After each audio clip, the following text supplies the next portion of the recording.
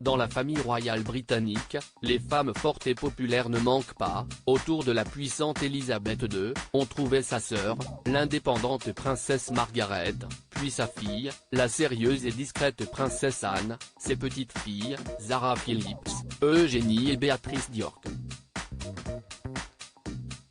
Mais la nouvelle génération est en train de tout balayer sur son chemin. À 7 ans et demi, Charlotte de Galles est la nouvelle favorite du public. Avec ses grimaces, ses bonnes manières parfaites mais aussi son sérieux au milieu de ses deux frères George, 9 ans, et Louis, 4 ans, la fille de Kate Middleton et du prince William montre déjà que dans la monarchie britannique, elle ne laissera personne lui prendre sa place. Une place qu'elle a failli ne pas avoir. En effet, contrairement à ses cousines ou même à sa tante, la petite fille est la première du clan à avoir bénéficié de l'abolition de la loi de primogéniture masculine, qui a tout bouleversé dans la dynastie. Concrètement, si elle était née avant octobre 2011, la petite fille, qui est troisième dans l'ordre de succession, après son père et son frère aîné, aurait perdu sa place au profit de son frère cadet, Louis, à sa naissance.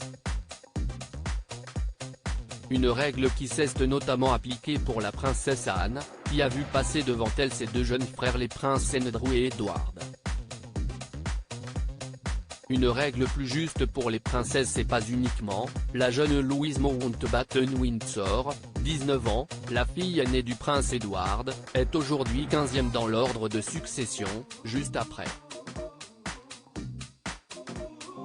son petit frère, James, 15 ans.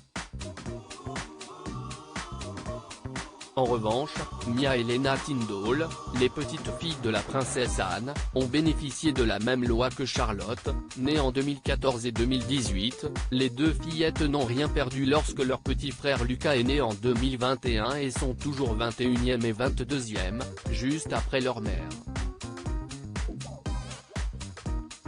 Ces dernières années, cette loi a en réalité été abolie dans de très nombreuses monarchies d'Europe, en Suède, Norvège, Belgique, au Danemark ou encore aux Pays-Bas. Toutes les princesses ont désormais retrouvé une parfaite égalité avec leurs frères et plusieurs de ces pays seront d'ailleurs dirigés par des femmes.